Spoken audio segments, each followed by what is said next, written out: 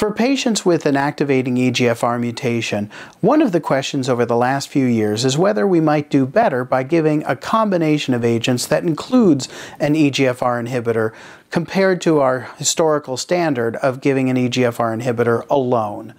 Much of the interest in this approach stems from Japanese work, and particularly a trial presented at ASCO 2014 and subsequently published in Lancet Oncology, which was the JO25567 trial that directly compared erlotinib alone to erlotinib with the anti-angiogenic agent bevacizumab as first-line treatment for patients with an activating EGFR mutation. This randomized phase 2 trial had 75 patients per arm, and as you can see in this figure, the progression-free survival was significantly better with the combination. In fact, really a striking difference and a hazard ratio of 0.54, and with the combination achieving a median progression-free survival of 16 months compared to 9.7 months in the erlotinib alone arm. Nevertheless, this was a randomized phase 2 trial and too early to show any differences in overall survival. It was only in Japan, and therefore it has had limited uptake as people have wanted to see more work and more mature results, ideally with some coming out of other places than Japan. Now, at ASCO 2018, we saw some additional work that helps clarify the potential benefit of bevacizumab to erlotinib, as well as potential limitations. There was a phase 3 trial called NEJ026, another Japanese study, this from the Northeast Japan group, that looked at the same trial design. Here you can see that trial design of erlotinib versus bevacizumab and erlotinib with a modestly larger trial of 107 patients targeted per arm.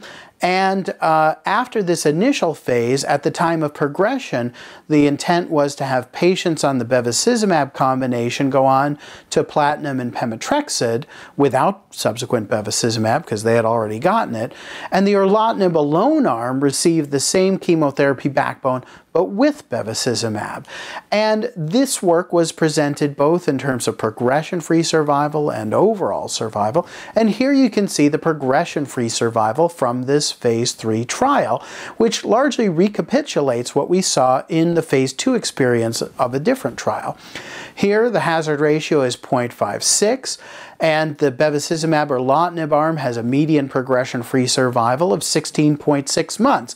So really echoing what we'd seen earlier out of Japan, the erlotinib alone arm has a slightly higher median progression-free survival than was seen in the other trial, here 12.4 months, but still a clear benefit for progression-free survival with the combination. But of course there are trade-offs. Now, bevacizumab requires IV therapy every 3 weeks. It has cost issues associated with it. And as you can see in the tables here, there are more adverse effects when you add bevacizumab. In the table on the left, you can see a marked increase in the rate of grade 3 and higher adverse effects, about a 20% increase, though there were no deaths due to adverse events in the trial on either arm. And when you look in the table on the right here, you can see that this increase in adverse events was largely because of hypertension and proteinuria. And I would say that this is not especially surprising for these more cumulative toxicities, particularly with a combination that here is given on average more than a year. These side effects are more than had been seen with erlotinib and bevacizumab in different trials with less selected populations, I would say in large part because they were simply not getting the erlotinib and bevacizumab very long before progression. But in patients with an EGFR mutation who are getting it for a median of 16 months or longer, that's a lot of time for patients to develop these cumulative toxicities. So certainly that is a potential issue and a reason to perhaps not favor it. Now, when we look at overall survival and the curves shown in this figure, you can see that there's no difference between the two arms. It really seems to wash out over time, although it was really very good in both groups with a median overall survival of almost 4 years, 47 months in both arms.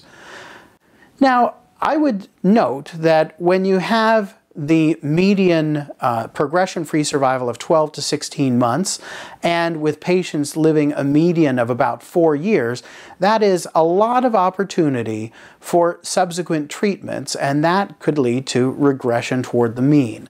And when we look at the subsequent treatments that patients received, you can see that in both groups, the vast majority of patients received additional treatments beyond the first time of progression, with 85% or so receiving at least a second-line therapy, and we can even go out to the bottom of the table and the fourth-line therapy, where we see that even there, more than 50% of patients have received 4 lines of therapy or more. And so this, I think, really gives an explanation for why we would see a washout of overall survival that is really very comparable in the two groups, even when we see an impressive difference in progression-free survival as a first-line therapy.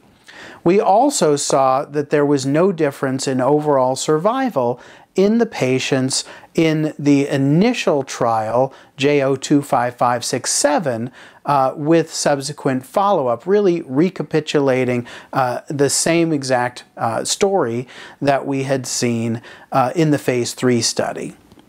So what does this all mean? Well, first of all, progression-free survival benefit is good, but our ultimate goal is improving overall survival for our patients. Now, there are settings in which we would value progression-free survival even without proving an improvement in overall survival. And for instance, we need to look no further than the prevailing standards for years of EGFR inhibitors, which have been our first-line monotherapy approach since about 2009, 2010. But in this setting, this improvement in progression-free survival, even if we didn't prove a difference in overall survival, was accompanied by a better toxicity profile than what was our prior standard of chemotherapy, so you can improve toxicity profile and quality of life. These agents may improve control in the central nervous system, particularly with agents like osimertinib, but even with other EGFR inhibitors compared to chemotherapy. You could also potentially have a benefit of lower cost, although that doesn't clearly apply in the setting of many of our newer agents. But an improvement in progression-free survival may also be accompanied by no difference in overall survival, but with no improvement in the toxicity profile, maybe even worse, in the setting of bevacizumab requiring a new need for IV therapy and coming in on a regular basis, higher cost, and no improvement in CNS activity. And so in this setting, I would say that even though I have been very intrigued by the combination of erlotinib and bevacizumab, at least based on the earlier work, I'm less inclined to favor it with these mature data that show us that there's really no improvement in overall survival, and that initial benefit in progression-free survival washes out over the course of several subsequent therapies. I would say that this is important to consider the value of an improvement in progression-free survival relative to other factors like overall survival, but also toxicity, cost, convenience, and of course, quality of life. I welcome your thoughts on this, and so I hope you'll like, comment, and subscribe. I am going to be exploring other combinations of EGFR inhibitors, specifically with chemotherapy, in a future video based on some work presented at ASCO 2018 that I think should lead us to really consider that as another option that may be appealing, at least for some patients, and that I think is going to be the subject of a good deal of future research in the field.